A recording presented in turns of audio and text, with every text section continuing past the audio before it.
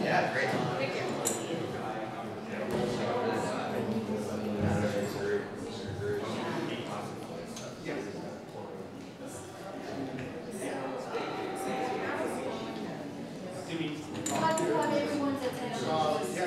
I was going to mention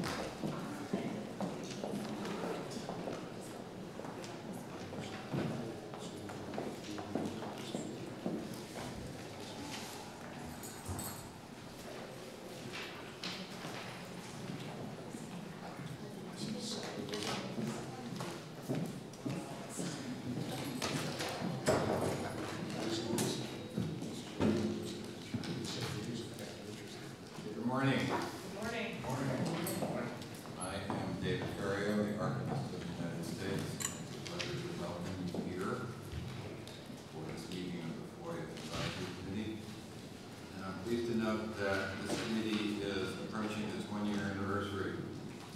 It's notoriously challenging to mount an effort like this one, but you truly have hit the road running. We have gained momentum since then. The excellent discussions, research, and efforts to improve our understanding of the problems with the current process we have seen from the subcommittees over the last few months speaks both to your dedication and the importance of your work, and I'd like to personally thank you for the work that you're doing. You know, I was moved away from what now looks like a cushy job in New York to become the Archivist of the United States on the promise and belief that the National Archives could play an important role in the Open Government Initiative. And I have worked very hard in those 5 years, especially with my colleagues from the Open Government community, to not only get the records out and available, but to use all of our resources, including OGIS and ISU and the Public Declassification Information Board, to focus on ways that we can improve access to the federal records. So I'm a huge fan of your work, and you have my commitment for support of the work that you're doing to improve access for the American public. So thank you for being here. Thank you for taking time from your own lives to help the government in this work. You have my deep appreciation. Thank you. Thank you. And I wish I could stay, but I have no. Thank you, sir.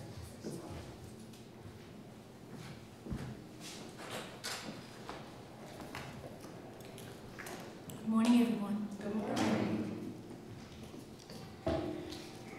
Thank you all for joining us today for the 4th meeting of the FOIA Advisory Committee. I know you all join me in thanking the National Archives and Records Administration for being the host agency for the committee, and I want to thank our archivist who provided us the opening remarks. As I mentioned at our previous meeting, I am Nikki Gramian, the Deputy Director of OGIS, and I have a brief update on the committee membership. As you all know, Mr. David Reed has stepped down from the committee, and his co-chair for the Proactive Disclosure Subcommittee will be joining us by phone, I believe, the latter half of the meeting, Mr. Gillespie.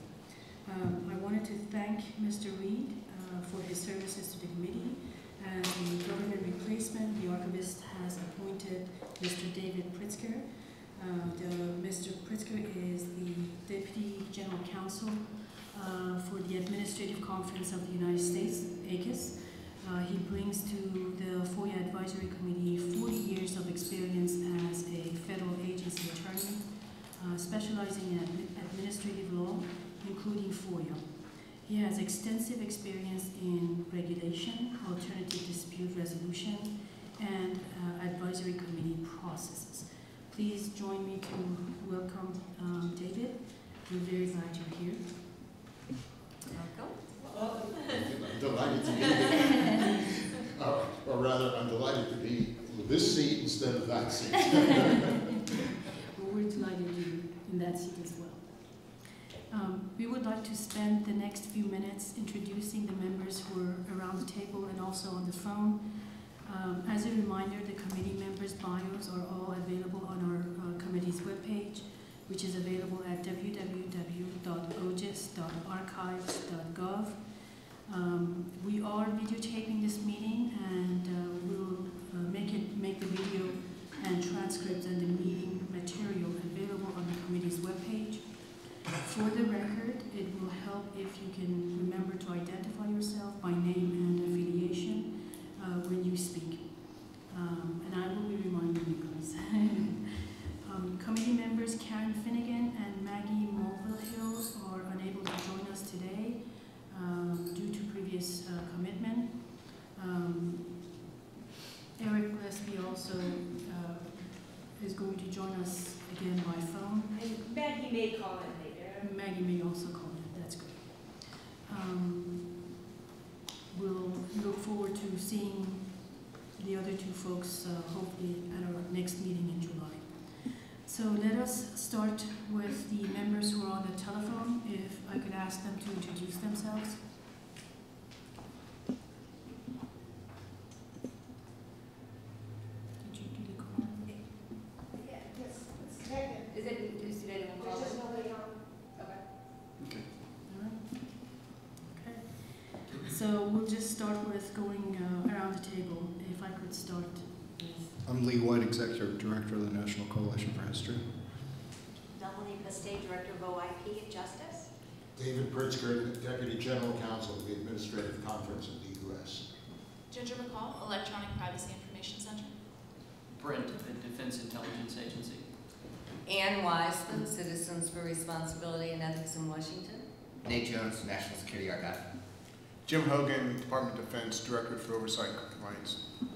Dolores Barber, Deputy Chief FOIA Officer, Department of Homeland Security. Mark Zaid, Private Practitioner and the Executive Director of the James Madison Project. David Bauer, Private Attorney representing the requester community. Martin Michalowski, the FOIA Manager at the Consumer Financial Protection Bureau. Thank you. Let me also introduce the members of the OGIS staff who are really the life support for the committee's operations. Crystal Lemlin, as you all know, is our designated federal officer for this advisory committee. I have Amy Bennett, who kindly has agreed to take notes for today, and our newest member of OGIS's family is Hirsch Kravitz, who is our attorney. I also have Angel Simmons, who is also present here. Okay. So before we dive into the work we're about to do, I wanted to share some details on how today's meeting will work and also cover some basic expectations and ground rules for our session. First thing is we will take about a 15 minutes break halfway through this meeting at approximately 11:15 to 11:20.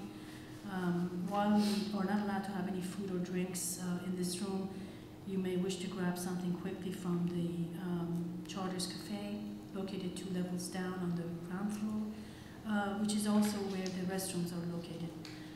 All of the information about this committee is maintained on our webpage within the OGIS website, www.ogis.archives.gov. And you can also find the committee's charter, everyone's information, committee's members, link to our videos, transcripts for all of these meetings, information about meeting dates, public comments, and anything else that's related to the work of this committee. We will meet up to 4 times per year. Today's meeting agenda and OGIS's website lists all the dates for the upcoming meetings. We selected Tuesday of the 3rd week of the month unless the date conflicted with a holiday. During our inaugural meeting, we established 3 subcommittees: the subcommittees on FOIA oversight and accountability, the subcommittee on proactive disclosure, and also the subcommittee on FOIA fees. These subcommittees are free to schedule meetings in addition to this larger committee meeting. The same FOIA rules apply for the subcommittee meetings, and we can expect to see a notice of those meetings, and that they should be open to the public as well. Subcommittee documents are also available on our website. So today we are expecting to hear some updates from these subcommittees. There's a committee on freedom of information. We want our work to be as open and transparent as possible. We're again glad to see so many interested folks in this room, and we want all of you guys to be part of the committee as much as possible. So with that said, I'm going to be, we just talked about the meeting minutes of January 27th with our newest member, Mr. Pritzker. These meetings were emailed to everyone, I believe. Everyone had a chance to read. You also have a copy in front of him. Those of you at the table have a copy in front of you right now. And Mr. Pritzker called to our attention that we inaccurately described Section 508. Yes. So he proposes that we amend the record to have a more accurate and correct factual description. Thank you, Mr. Pritzker, for bringing that to our attention. Therefore, if you all don't mind, we would like to make those corrections and then have it at our next meeting with both last minutes as well as for this meeting's minutes, and we'll vote on them next time. We are now going to start with the subcommittee reports. Let's start with oversight and accountability, if I may. You will have about 30 minutes with the subcommittee of oversight and accountability, including we will include a report of where the work stands and any discussions or brainstorming if you all would like. Subcommittee on oversight and accountability. All right, thanks, Nikki. I'll go ahead and start us off, and then Mark will kind of finish us off with some comments on the progress with litigation and what we're looking at there. To start off with, and to follow up some of the discussion that we had last meeting, we did meet on March 6th and then again on April 7th to discuss some progress and some other aspects of what we're working on. To give you an update on one of the action items was I touched upon some oversight and other aspects of reports or program reviews and inspections and those type of things. We did get some additional reports that we have posted up on the OGIS site from a member of this committee, and then also Nate Jones has taken on a continuous review of those to try and pinpoint certain trends or certain issues that come up repetitively or maybe even unique. So Nate is continuing to do that, and we hope to have a better report on some of that analysis at our next meeting. As far as an assessment of the public liaison role, we did partner with the fees committee to craft a poll, or if you want to call it a survey, but we're going to stick with poll, to go out to agencies, specifically public liaisons, but they can certainly go to FOIA professionals in their agency to answer some of these questions. But we have a rather robust, and I think we would gather a good amount of information on that role and what is going on with the public liaison, as well as what fees are going on, some of the fee aspects, and the fees committee will touch upon that. So I did want to touch upon that survey or that poll, but I did want to kind of start off with talking about that public liaison role, and I think it's only fitting that I go through a blog that was posted by OGIS now 4 years ago on the role. So it talks about back in 2007, now 8 years ago, the Open Government Act amended the FOIA. Specifically, it formalized the FOIA public liaison role within agencies, that this role will serve as a supervisory official whom requesters can raise concerns about the program or the requests that are being processed by an agency.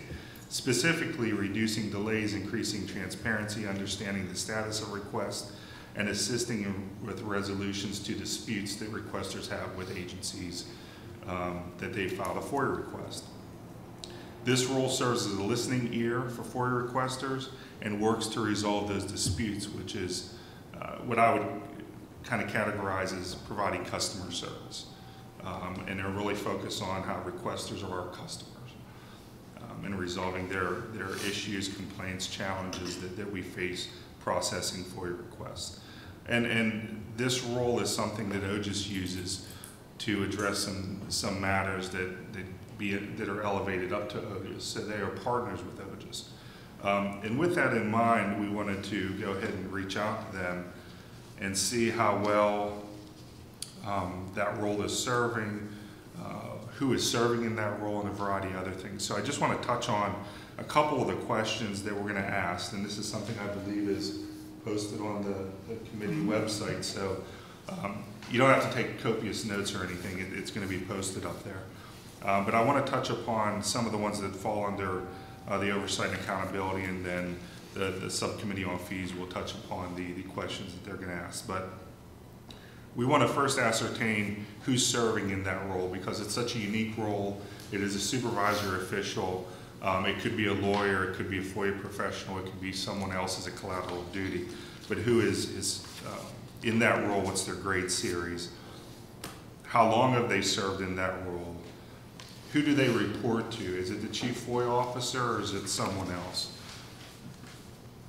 Have they received public liaison training or customer service training? This is something maybe through DOJ, OIP, OGIS, or some other role. So have they received that?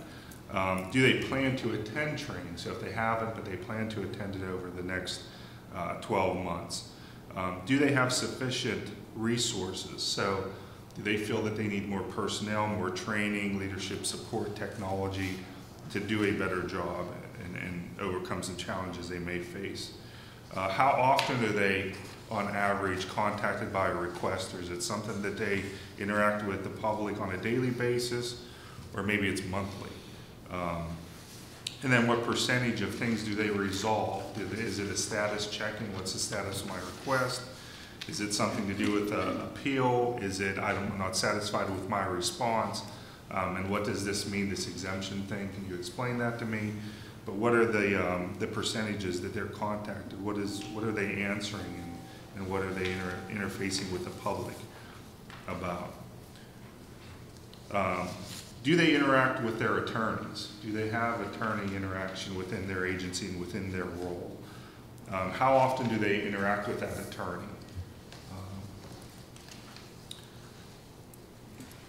And then that's all for the public liaison role for the oversight and accountability. There are some questions regarding fees that I'll let them handle that. But that is something that we've put together and had worked to finalize, and we're working with OGIS to get that published out to the public liaisons or the agency FOIA professionals to get those answers. And then once we get that information, we will then analyze that and see if there are some trends or some issues or challenges that come as a result of that information.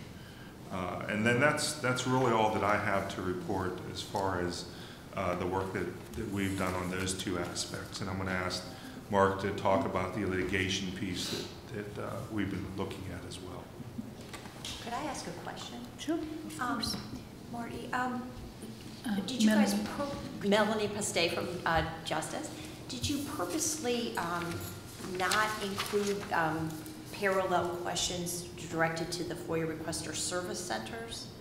So I'm just thinking, since the liaison is the supervisory official, you know, it might be that an agency has a really robust service center and lots of data could be collected about how many times they interact with requesters and the questions they get, and only a small percentage might actually go to the liaison. So I just wondered if you were purposely only wanting to see what went up to the liaison and excluding the requester service center, or did you want to, or had you thought about covering both in the survey? I think we generally talked about a little bit of that, not necessarily the service center by title, but I think that the different functions. We've had some other questions in here that we kind of narrowed down and replaced them with some other matters.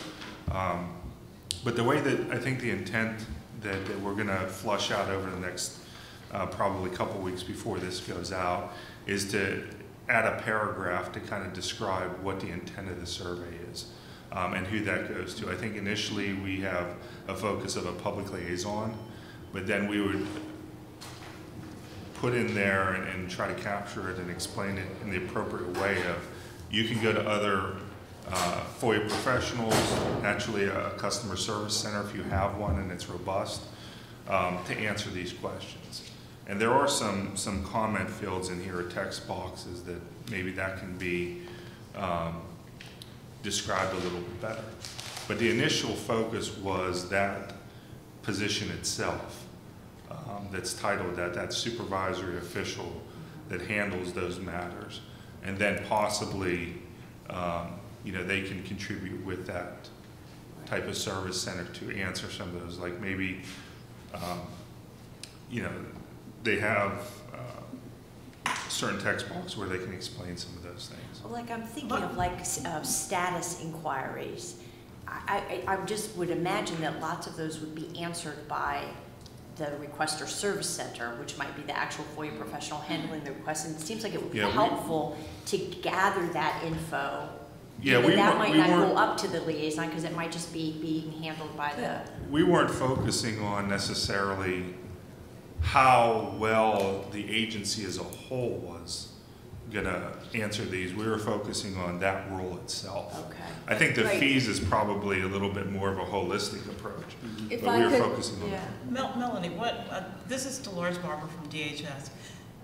When Marty and I first met and we were talking about this whole thing, when you bring up the FOIA Requester Service Center, and Marty, you mentioned the Open Government Act, we started our discussion and it was predicated upon the Executive Order 13392. Yeah. And so the first thing we asked ourselves was, what agencies, what departments actually have a FOIA Requester Service Center that's implemented, and they're calling it that, which led us to the FOIA Public Liaisons.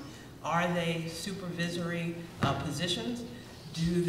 Has anybody created any training for them? Do they function in the role that they have? Is it a specific duty for a specific person, or is it a collateral duty? So when all those questions came up, that's when we did our first draft of the poll. And what we envision is that we go out first to see what sort of information that we gather with this first pass of the poll, and then see if we can expand it out.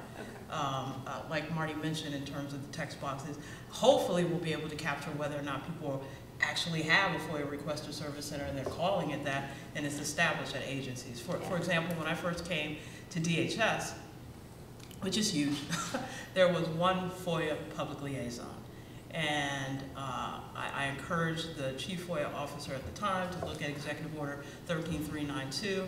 I don't think one FOIA public liaison for all of DHS would exactly serve all the customers that we get. Right. So we expanded that very quickly to over 20 in each of the components in some of the sub-offices, and made sure that they were supervisory positions. So once we get this first pass, and correct me if I'm wrong, Marty, then I think that will inform how we expand getting more information. Because we haven't, and this is me speaking, and this is Marty again if anyone's on the phone, but we're not sure, we don't see data that really supports who's in this role, what are they doing, how is it being utilized. So we thought, since this is a specific role that each agency should basically have, even if it's 1 or 13, we want to assess this role in particular.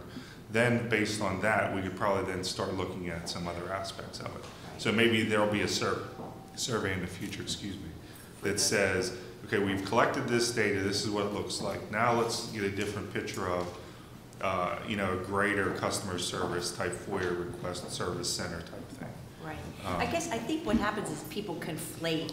Right. I think the terms get conflated, and because the liaison sort of sounds more like a person, we tend to think they're doing everything, but it's supposed to be that it's 2 levels. And that's exactly what we want to assess. Okay. We want to see what is going on with this role because it's ambiguous. Yeah. You know, like who's in this role? Is it somebody that has a powerful role, or is it a collateral duty for somebody in this office way down here? Yeah. So that's exactly what you mentioned is what we're trying to assess. Okay. So we get some hard data to say this is what's going on in the agencies, and then maybe next steps would be something along a different line based on some of this data.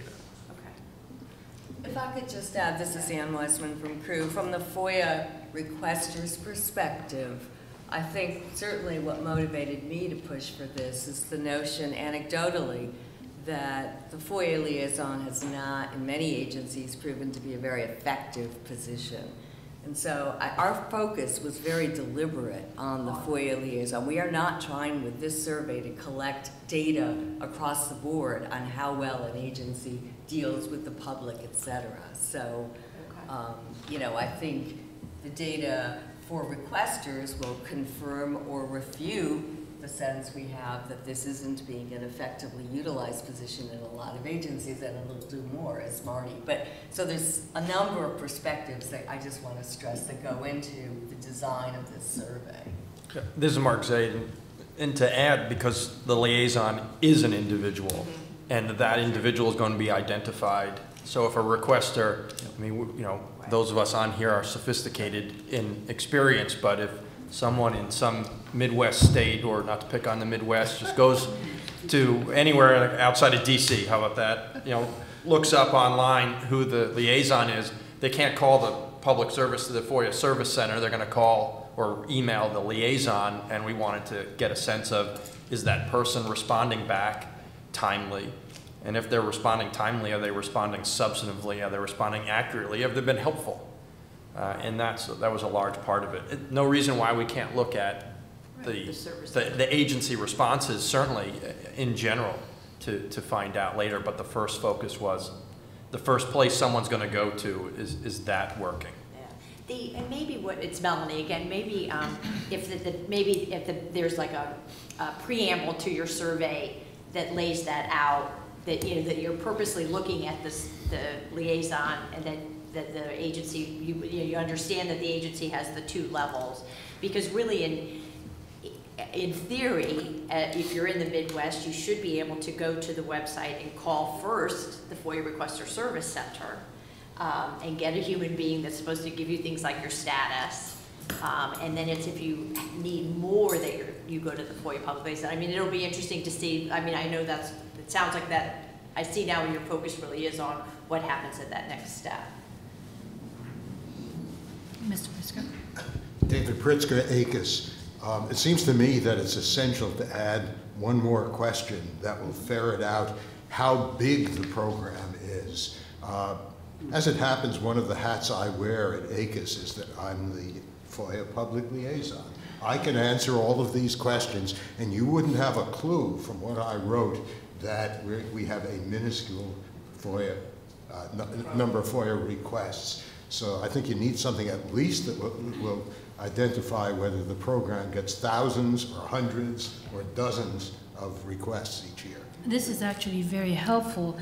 We will have some time, and I would love for everyone to participate. And if there's, additional questions that can be added, maybe we all could brainstorm and come to an agreement on that. And just one more alibi, this is Marty again. I think to complement what you and Melanie had brought up, David, I envisioned it as we collect the information that we look at the annual reports. So to a degree, annual reports do kind of give us a little sense of how well that program's working. What are the average turnaround times, backlogs, and so forth. So by looking at that data, we can then ascertain that this agency is maybe, they process 1,000 a year versus more than 1,000 a year, or has a numerous amount of public liaisons because it says that in the report. So I think there'll be a complementary data being complemented by both sides, where we look at, this is the type of agency it is, and this is the data based on the annual reports, and then this is what we got from that individual that is interfacing with the public, hopefully very often, and can give us a sense of that interaction, rather it be extremely positive and very well rounded and has a very well established program and outreach and customer service focus, or maybe there's some challenges and we can ascertain that they don't have access to email, for example, and that's something that maybe needs to be addressed. So we're looking to probably complement a variety of different things, and then next, we can definitely use that data as a foundation and look at other things that we can certainly look at if agencies are doing well, or to help us move along to say, in a report that we may want to publish in the future, these are recommendations that complement the open government that was done 8 years ago. So in 8 years, we found this based on something that was put in place 8 years ago. So that's kind of like what we were looking at. A great question, thanks. This is Dolores from DHS. To go to David's point, I think for the first question that we have, we can add where it asks about your position, series, and grade, we can just add what agency you're at. Mm-hmm. So it'll make it easier for us to match it up with the annual report data. So thank you for that, David. Yeah, this is Mark Zaid. Yeah, David, if there's anything, because we didn't, obviously being new, we didn't have anybody who was a public liaison. So one of the things that might actually be helpful, since this has not been issued, maybe we'll get the answers from you first. So we can see, and you can let us know if there's something that you think would be more meaningful to add here. We tried to keep it down to a specific number of questions so as to increase the odds of responses, which by and of itself will tell us something about public liaisons if they blow off the Federal Advisory Committee survey / poll and not answer us. I think that will be quite telling and probably be the first thing in our report as to who did not respond. And then follow up as to why they did not respond. And because particularly we want to know is, like you wear multiple hats, so is this for other agencies, is this something that was just tacked on to someone because they happen to be there that day and they don't know or care about FOIA, and people who call, are placed on the second tier. Don't know if that's true at any agencies, but that was one of the purposes for us issuing this, or about to. And then on the litigation side, there's really not much, if anything, to report. Things that we had initially decided to look at, we're still looking at, but we discovered that there are private organizations, most notably Syracuse University with TRAC, that have been independently undertaking much of the same information or efforts that we were going to do, and since we're tied to government now, we want to be efficient. So we're not going to reinvent the wheel, and we're going to try and mirror and match up with what they're doing and then fill in any gaps. And they're, from what I can tell, robustly compiling information relating to litigation efforts. So on that, we're not reinventing the wheel. So that's pretty much it on litigation. I think that's it for our subcommittee. Do we have any questions? I'd like to ask a different kind of question, prompted by, this is David again, prompted by what Mark just said about encouraging responses. Has the committee or subcommittee, has anyone thought of how this is going to be distributed, and specifically under whose aegis? I don't know how frequently an advisory committee sends a survey of this kind out to federal agencies, and how it's done so that it encourages responses. Has anybody thought about that? Yes. We did. This is Mark. My understanding, and I'll defer back, is it's either going to, or both come through that Melanie would help us, or at least identify folks if we didn't know, well, we could obviously find them, but we wanted to know if does someone have a list of everybody in one place, or do we have to go to every agency's websites to actually find out who the liaison is? I think we even suggested, and I don't know if that's ever happened, whether OGIS was going to maybe compile a list and put it online. That's not my point. No, how you're talking about how we send it to them.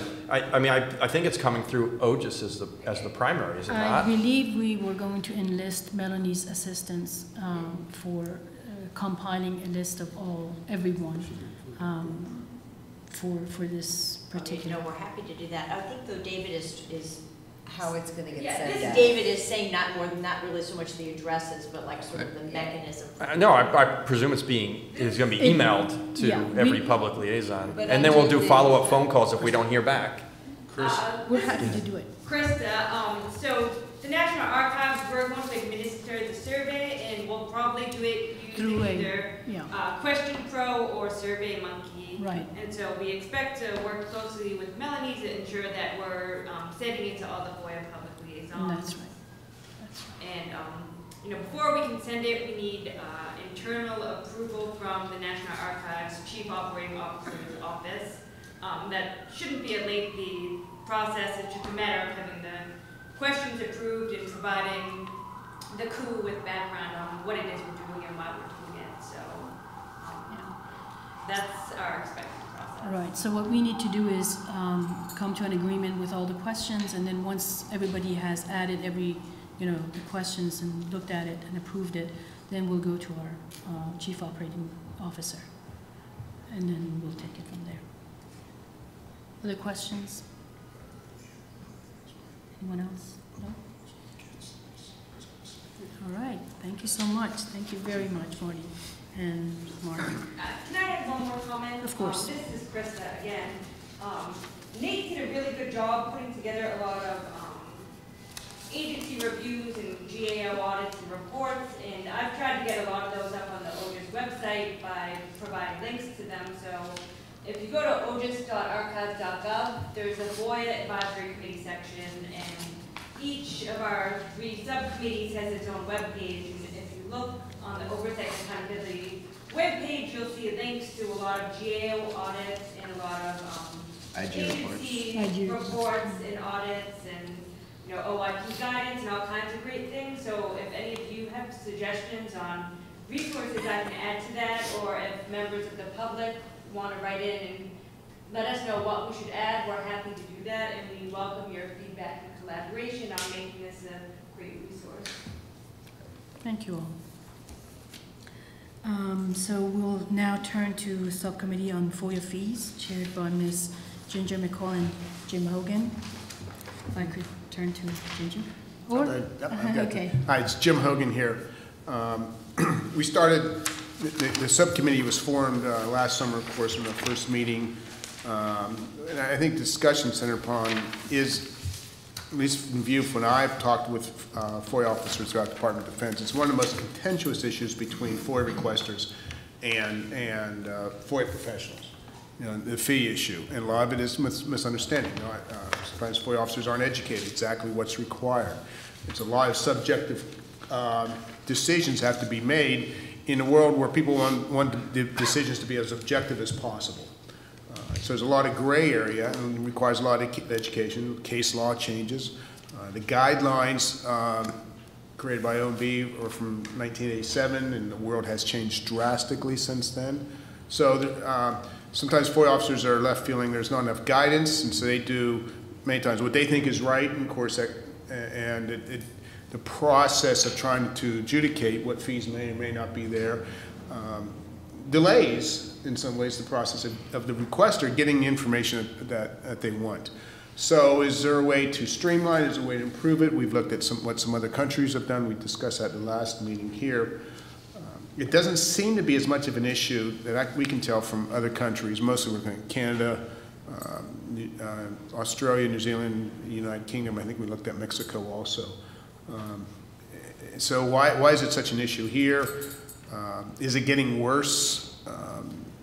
So there's sort of two ways to get data. One would be, and we're going to talk about a survey of, to really define a problem, survey of FOIA officers, FOIA professionals, which we're going to piggyback on the survey questionnaire going out, or the poll going out from Marty's subcommittee, going to public liaisons. And Marty and I are going to talk a little bit more about, do we want the public liaisons answering this? Because many times public liaisons really don't do day-to-day FOIAs. Sometimes they do, sometimes they don't. Sometimes they have no experience doing it. We get an answer more from the people out in the field doing the work. What do they see the issues are? And many times the issues would be different out, for example, Department of Defense out at some air base in Nevada. It'd be a different issue than we have here inside the Beltway. Different types of requesters, different types of documents being requested. And we also talked about, it'd be nice to get, data from FOIA requesters. Unfortunately, we can't do that because of restrictions, government, surveying the public and getting data from the public. The ropes we have to go through, the hurdles we have to go through, we realize it's not a good idea. We discussed a couple possibilities, and we're going to talk to Chris a little bit, focus groups, maybe through ASAP. Don't know if that's really possible. So we're pretty much going to be restricting our data that we are able to get from government agencies and government people. But I believe, public can make comments to the committee at any time. Yeah. So, if they voluntarily want to give comments to the committee through the website on what they see fees are, that's fine. That's good. That's something very welcome to us. So we're still looking at defining it. I do think the problem is we want to see exactly, do we take too much time? Now, granted, Nate talks about this in our committee meetings, I agree with him, is it less than 1% of the money, we don't get that much money in. Yeah, and that's true. The FOIA fees are, I don't know what their purpose was way back when Congress first did it, but it doesn't fund the FOIA program. It doesn't. I know in the Department of Defense, you got there where they're hitting 20% pay cuts in some places, or say resource cuts. You can frustrate a commander. Why do we give this stuff out free and they can't get money for it? Understand that's going on. But it really, the fees do not pay for the program. Maybe we discover what the real purpose is it. We talked about in the committee, are fees sometimes way of seeing, helping a FOIA requester narrow the focus of the request, and try to get it in a quick manner. So just some of the discussions have been very good. I can't say we come to any conclusions sometimes in our discussions. We keep going around and around in circles, and sometimes say, there's no easy answer here. But we're going to go out with the, you can see the questions here on the handout and the available online. Some of the questions dealing with fees.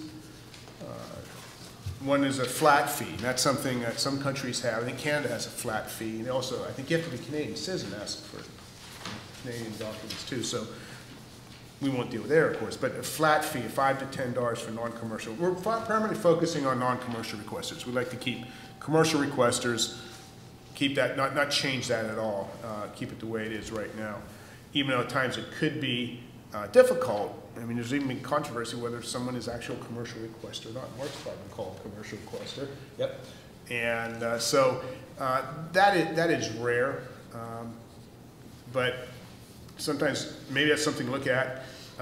Getting rid of fee. Maybe that's a question we need to add here. But getting rid of fee categories. I don't know if I can't remember if we addressed that because that's a subjective call. But trying to get information as much as we can from the public liaisons and see what we can do with that data.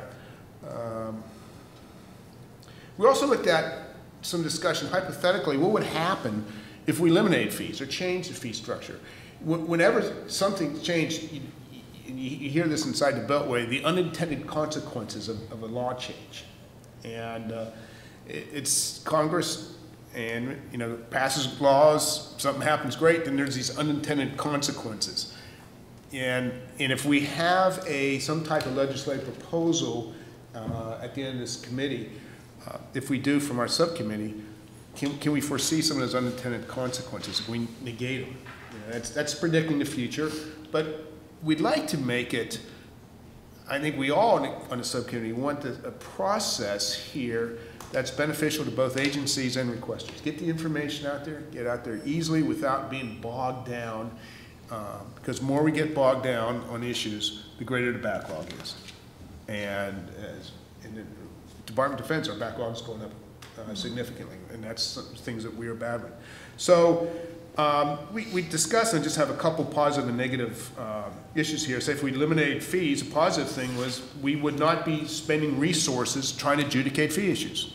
I mean, that FOIA officer, instead of writing a letter, discussing fee issues, can just work on processing it, making sure the search is done, doing a review, responding to the requester, coordinating the reviews. Time could be spent on that. A negative, potential negative, is would it be an increase in large and complex requests where they're asking for a lot of documents?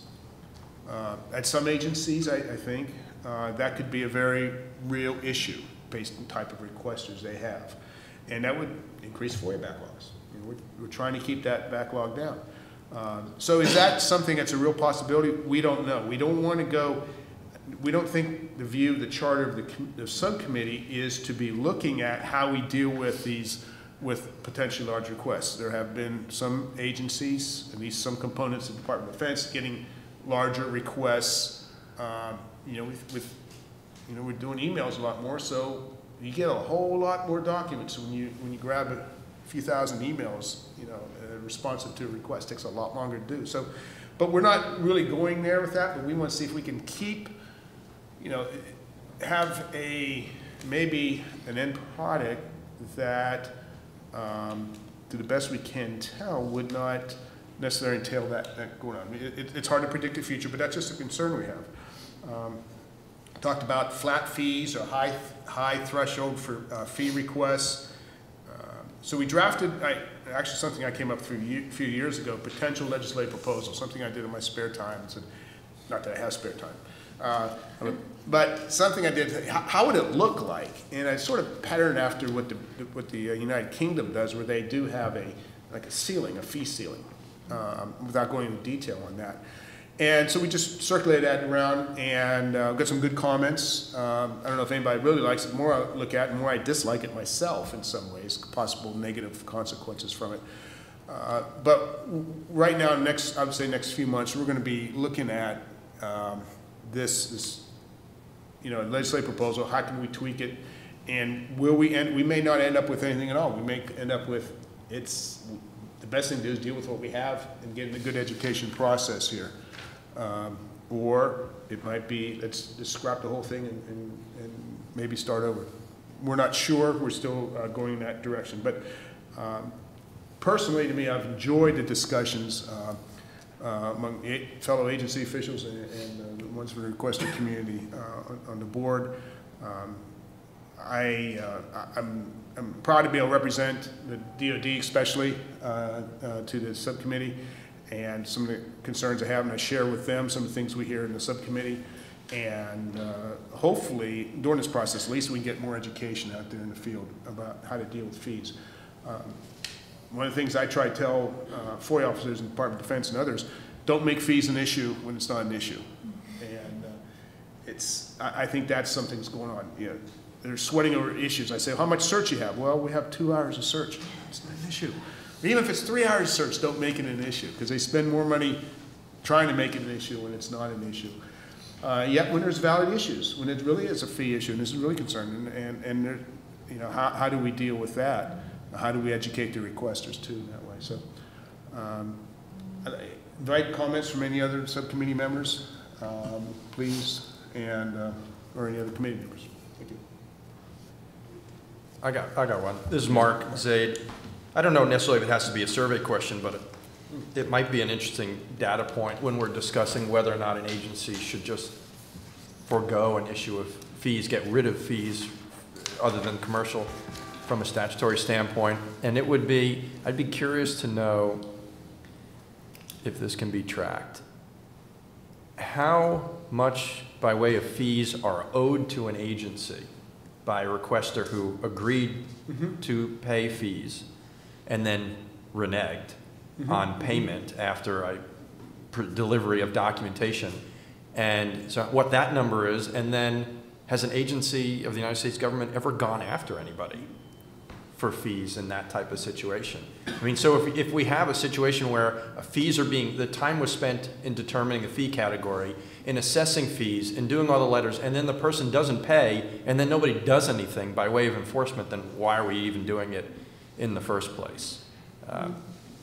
That may be a small number, it may be a medium, not a large number, it may not be a number that can be tracked. I don't know at all, but if it is trackable, that might be an interesting data point to, I would imagine, probably go for the fact of it's not worth the effort of having to deal with fees, because I doubt anyone has ever been sued in the history of FOIA for collection of fees. No, and I could say in Department of Defense, I've never heard of going after, and anybody who's got a tracking system should be able to get a report, okay, who owes. Of course, that report is inaccurate. You know, it could be errors people put into the system that somebody owes fees and they really don't, or they paid, it hasn't been caught up, so I don't trust those reports. When I was an action officer a number of years ago, we would have that system. I get a request, I look at it, and then I double check the file and say, this person really owes, yes, we will do, you know, it's basically we won't honor the request. You know, you pay, and then we'll process your request. You don't pay, we won't process, but never, it's not worth it, because I would think the resources to take to go after someone more than, you know, they're going to owe anyway. So I've never done it by that. And Jim, this is Larry. Yes, I Larry. can tell you that Treasury requires agencies, if you have a debt owed to the government, to refer to Treasury. Right. So Treasury That's does true. go after FOIA requesters who have Okay. basically bad debts. Good. They don't sue anybody, they just go after, I guess, their tax returns or something. So there is a process that agencies are required to, by Treasury, Okay. required to refer any bad debts to the Treasury for the collection. All right. Thank you, Larry. This is Ginger McCall. I'm the co-chair on this committee, but as I was looking at the questions and Jim was going through the history of the conversation that we had, it occurred to me that we may, several times in the conversations that we've had in the subcommittee, the issue has come up about agency processing queues, what percentage of requests agencies receive, or complex requests or voluminous requests.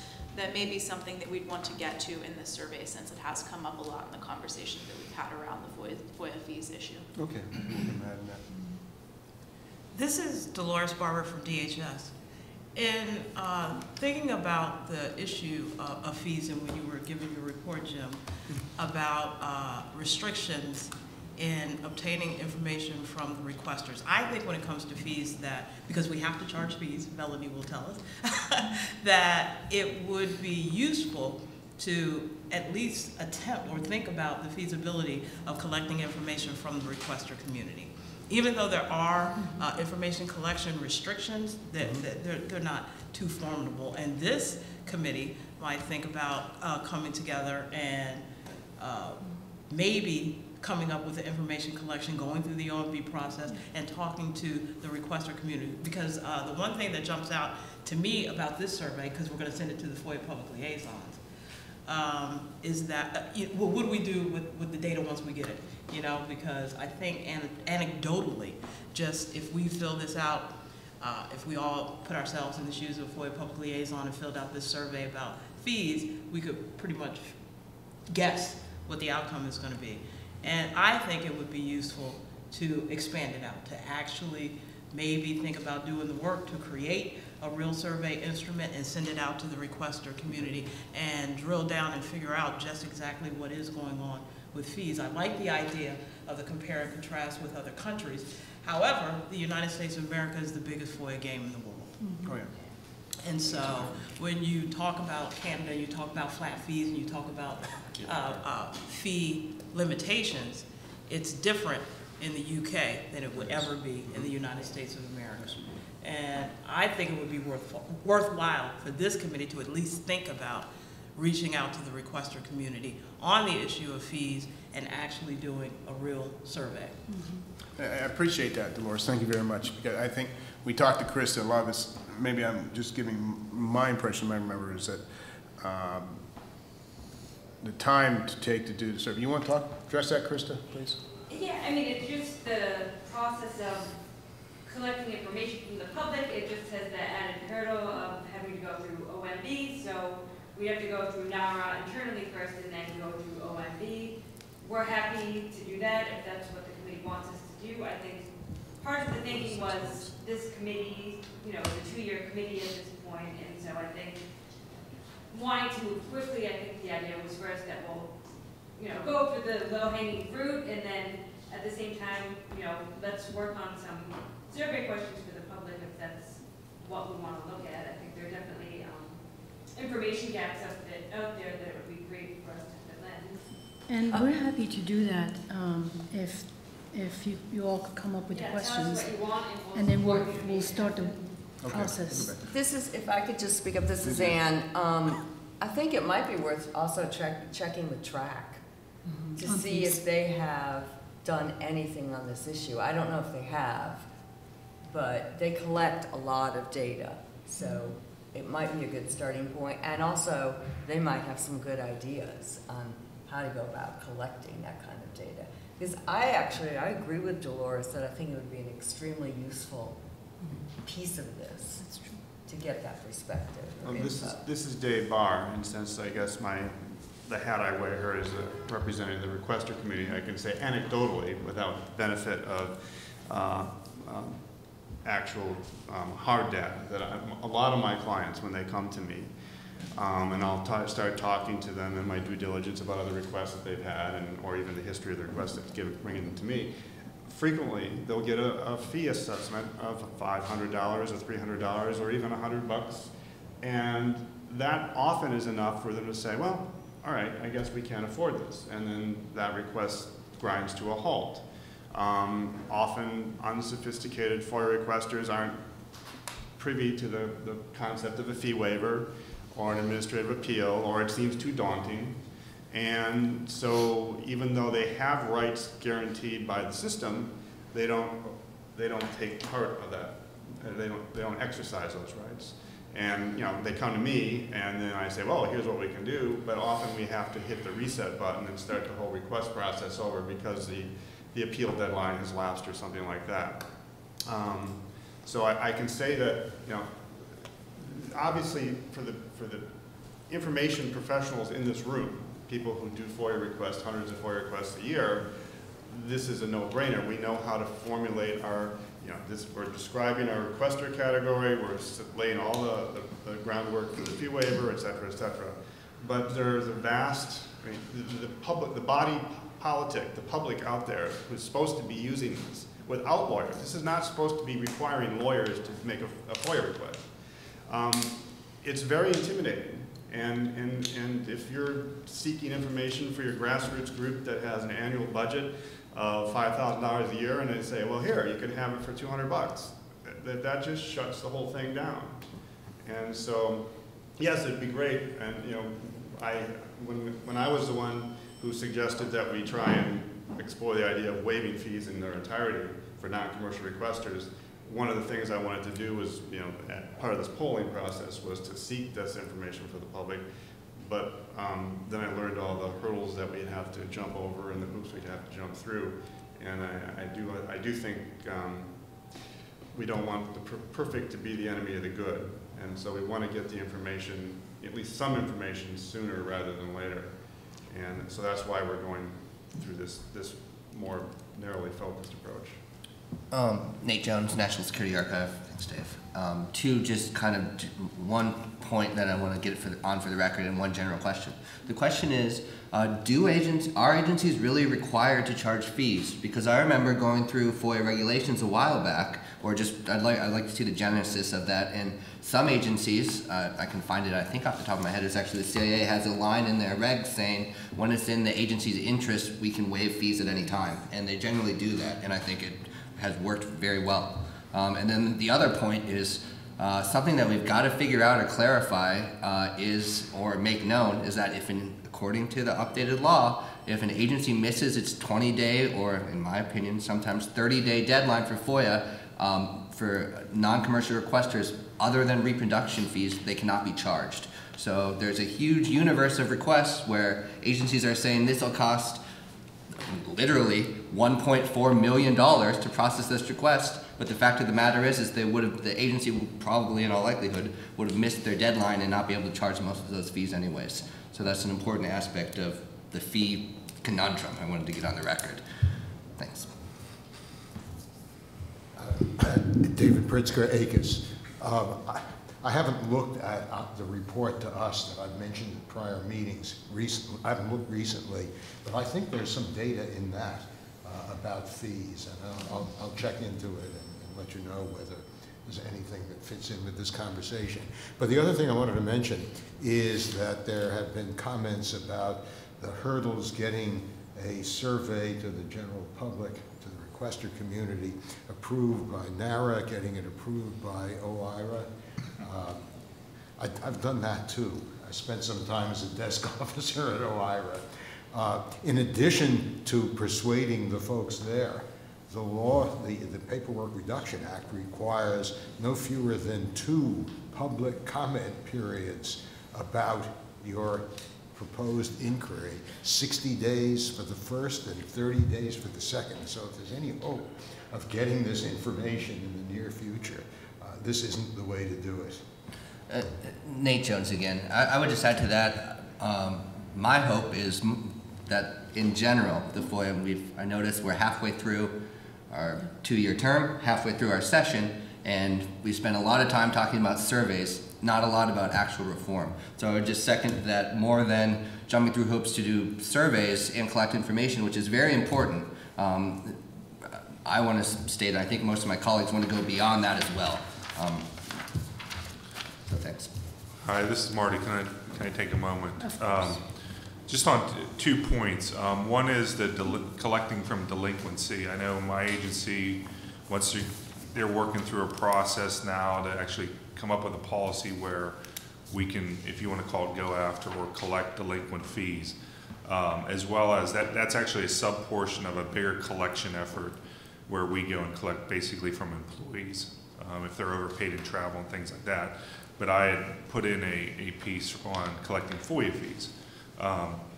That policy is now going on about a year. So it's not an easy thing to do. And that also fits in with what Larry brought up about Treasury. At what point do we refer, or at what point do we waive it because it just takes too much effort?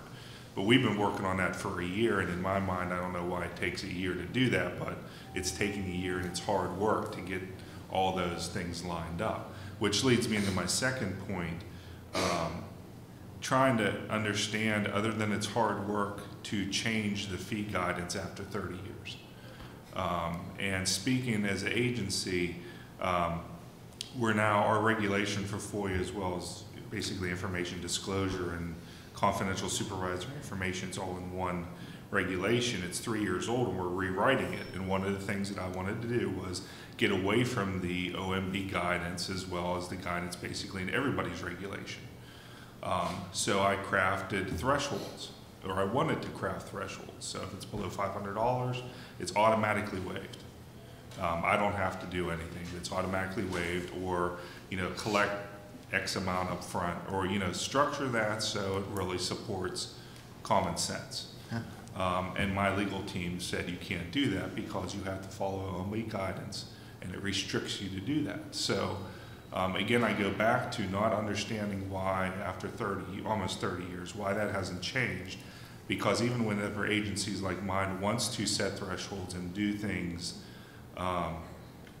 in a more constructive and positive manner, those regulations then restrict you from doing it. And essentially, I have to write in my administrative record, I'm waiving this fee, I'm waiving this fee, and I'm waiving this fee, versus having a very strict approach saying, I'm automatically waiving these because we won't collect anything unless it's above $500. So just from a different perspective, I've tried to do that in my guidance and my regulations, and it's now more of a hindrance to even do that.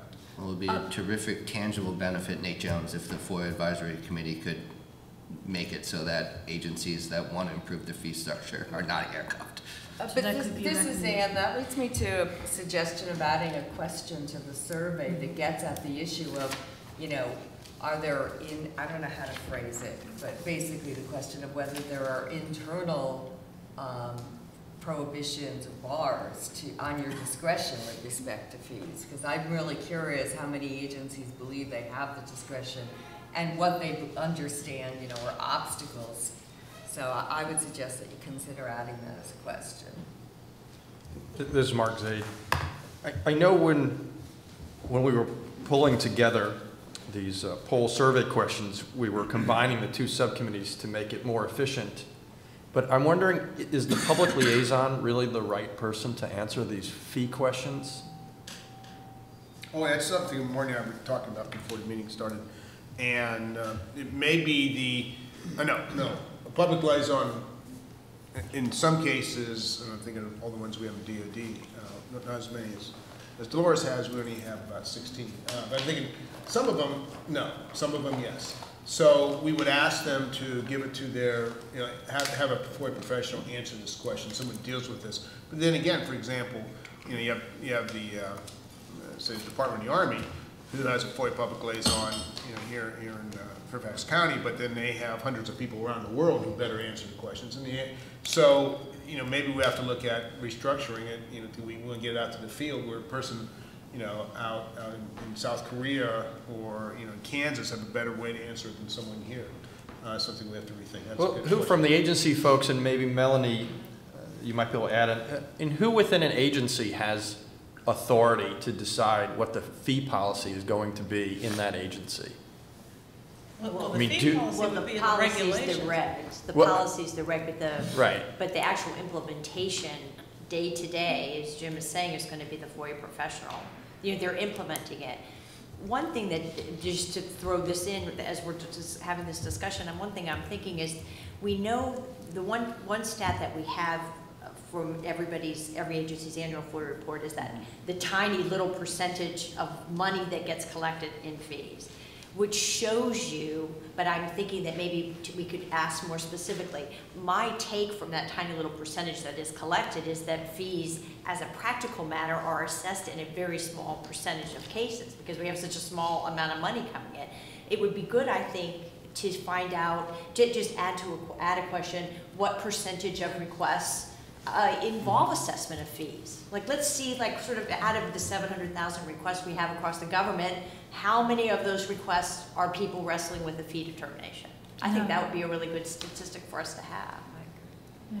And I think one other thing that sort of comes to my mind is, at what point does the agency issue its fee letter? Is it after it has done the search, or after it has contacted the program office to figure out the volume of records? I mean, it should vary. Melanie, again. Right. I mean, one thing that I forget, somebody made this comment about before. I mean, one thing that we're always trying to stress to agencies is that don't wrestle with a fee waiver determination until you find out if you're even going to have fees to assess. Because it might be that your search is under the threshold, or under 2 hours, or your fee is under the threshold, and it might undo it.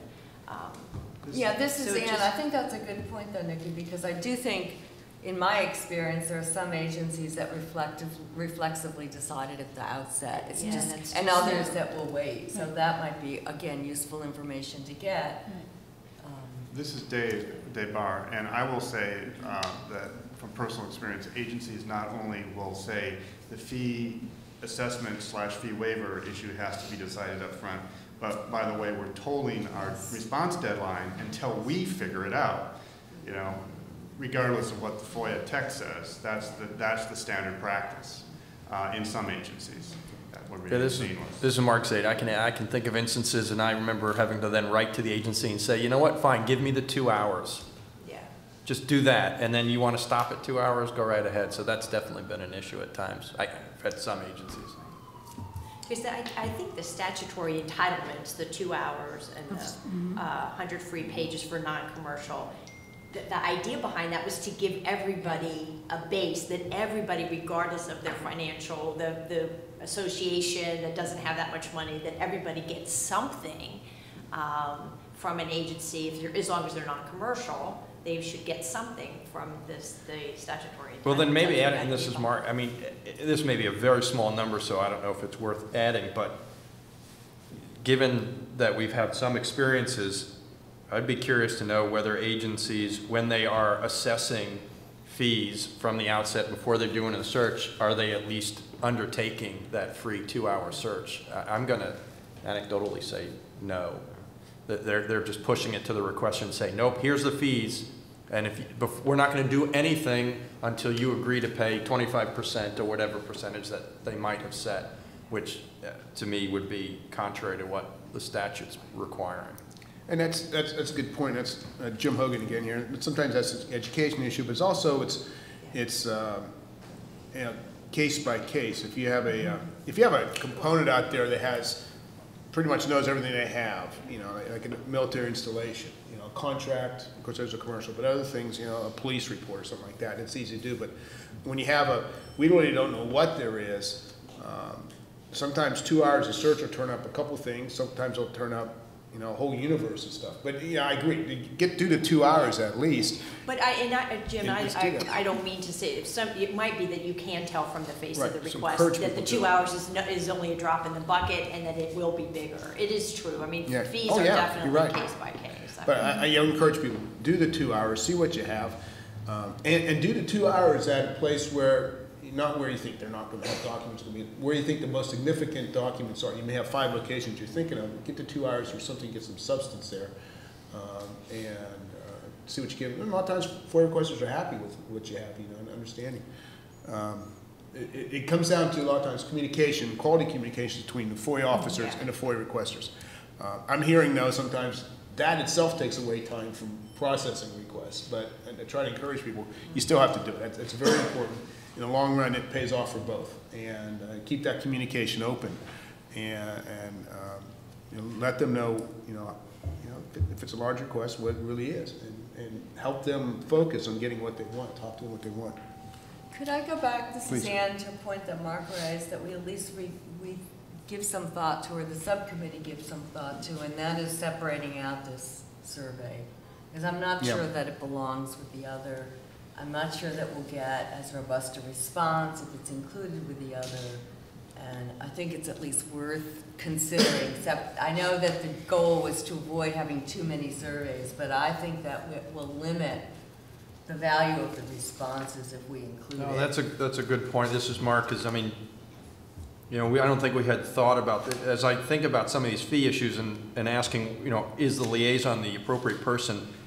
They're not going to know it. They're going to have to go do some research, whereas the questions that we were asking from our subcommittee, they should be able to answer right off the top of their head in a 5-minute time span, if not less. And I'd hate we didn't get answers to the first 9 questions because they felt it was a daunting task to ask the next 6, 7 questions, which we want them to answer or somebody to answer too. So we probably do need to separate it. This is Dolores Barber from DHS. I agree that it should be separate. Here's my recommendation. If you sent the fee poll to the chief FOIA officers, at least this is how it would act. This is how it would happen at DHS. If you send it to the chief FOIA officers will send it to their staff. To the entire FOIA to their professionals. Yeah. Is that true at DOD, Jim? Exactly. I think it would probably be better, more efficient to do it to the public liaisons and from there down to the FOIA requester service centers. But the thing is, with the FOIA public liaison, that's one of the things we're trying to suss out from that survey, whether or not there are FOIA requester service centers in all the departments and agencies. Yeah, I'm just thinking Department of Defense. But if you send it to the chief FOIA officer at DHS, it Yeah. would get to all of the FOIA processors, this fee survey. It would work the same way. Which means we Start get to- a more robust response, which You hope. we're clearly all in favor of, right? Mhm, More mhm. data is good. Is there any, I'm just not hearing any good reason not to do that. So I think what we're gonna do with this, seems like we're going to separate from the other committee and add some questions in here we've discussed, add a separate question survey and for the public, and that'll probably be the first priority because that'll take longer. Circulate around, and hopefully get something to you within a few weeks on that. And the other one go to, and maybe give, chief FOIA officers or public liaisons. We can go to chief FOIA officers. I just hope that doesn't, and some agencies I could slow it down. But I would think not. We'll go to chief FOIA liaison. I mean, I'm here, this is Melanie again, Yeah. I know, I mean, I feel like I know what you're thinking of, Jim. I wonder if it's I mean, every FOIA office has the actual FOIA office has, I hate to say chief again, but a lot of times that's the name that it's called, sort of the principal FOIA officer for each component or each agency. That might be a more direct spot to send the fee one to, the fee survey to. Kind of like what, this is Dolores, what OIP does when they send out meeting requests. They go to the chief FOIA officers, and eventually it comes to me and trickles down. The only issue is, Larry, if you go to that level, you may end up having to go back up to that level, and therefore you may slow down the response time. Because if you go into the political appointee, at least at EPA, and it trickles its way down, it's going to have to trickle its way back up to that political appointee because you're asking that individual for a response, which could take. Unless they did online responses like a Survey Monkey. Yeah, I know what you're saying. I've run into that of a too. political appointee going into a Survey Monkey and filling it out. We're not telling political appointees, telling the FOIA officers down to lower level. But I know what you mean. you're saying, don't go to the chief Don't FOIA go to the officer, chief, go to the actual, the working level, the principal, what we call it, the principal FOIA contact, who works in FOIA every day at the agency or the component of the agency. I just think you'll get a quicker. I think that's more practical. Oh, yeah. And I think that would be the FOIA public liaison. In many cases. In many cases. But not always. But No, not always. that's Not correct. always. No. But I we think definitely- justice maintains lists Yeah, like we this. we definitely have the, So all the ones from FOIA.gov. yeah, yeah. That makes sense. That'd be Yeah, easy. yeah, it's right on FOIA.gov, yeah, exactly. In Genesis, Larry, if you're going to the public, I mean, I can tell you we've done ICRs, and you may not get your responses till after the committee's 2 years are up. Because it's going to take you a minimum 4 to 6 months. Yes, that's correct. At a minimum, if everything goes perfectly, all the stars are aligned, it's going to take you 6 months, realistically. That's why I'm encouraging people who are watching this or listening to tell the committee, here's what we think. So wait, the FOIA advisory committee disbands in a 2 year? years. Yeah. Oh, and then it's no more? It could be renewed. It can be renewed. Oh, okay. It was established for a Two-year second. lifespan. So there needs to be a report at the end of 2 years, and if you're going to get your survey results 22 months into a 24-month, I see. what value is it? This is Ann again on the issue of getting public input. I still believe it's important, but I think the process that going through the government is so clunky that it would delay anything meaningfully. Pardon the interruption. That said, those of us on the committee who are requesters and who are plugged into networks of requesters certainly could get some anecdotal evidence, and I recognize it would be anecdotal, but it still, I think, could be useful. That's a good point, Ann. This is Dolores. We could also consider partnering up with ASAP. Right. And they might be interested in doing something like this. Yeah, my organization did a survey. We used ASAP. They sent it out. We did a survey a number of years ago. We were trying to assess certain things about the FOIA. And we approached ASAP. They have a policy. They will do it, generally. And it was sent out under the auspices of ASAP. It was a Survey Monkey survey that went to, I think, everybody in their database. So that's actually a pretty streamlined process. Now, a lot of those people are agency people as well, but it does include requesters. good suggestion. And I believe we sort of entertained this idea or checked about using ASAP. And I think there was some limitation on the FOIA advisory, but allow us to check, we'll check with our general counsel's office. But I think that's a fair point, this is Ann, but I would just say if the committee formally can't do it, I don't know that it necessarily stops some of us from trying in other ways, because the goal here is to get as much data as possible. And we recognize that the committee functions under certain strictures that make some of this difficult. Well, and this is Mark. I mean, that's the issue. I imagine from a legal standpoint, and Gary Stern can, and whoever else in the office of OGC for NARA can look into it, but it'd be in the same way of the police using the public as an agent to go do things. So if we can't do it as an advisory committee by going through whatever all the hurdles that the others have said, we couldn't just say, hey, ASAP, do it. But you and I, Ann, right, exactly, as our individuals, can do that in our spare time and just happen to push the information or hand over the information to the committee. Or submit it to the committee through the public engagement process. Right, so there are ways. Great, thank you. So why don't we take a 15-minute break, and when we come back, we'll discuss the proactive disclosure. So 11:35, please do that. So bathrooms are 2 levels below, also coffee is down there, if you're cafe. Yes, ma'am.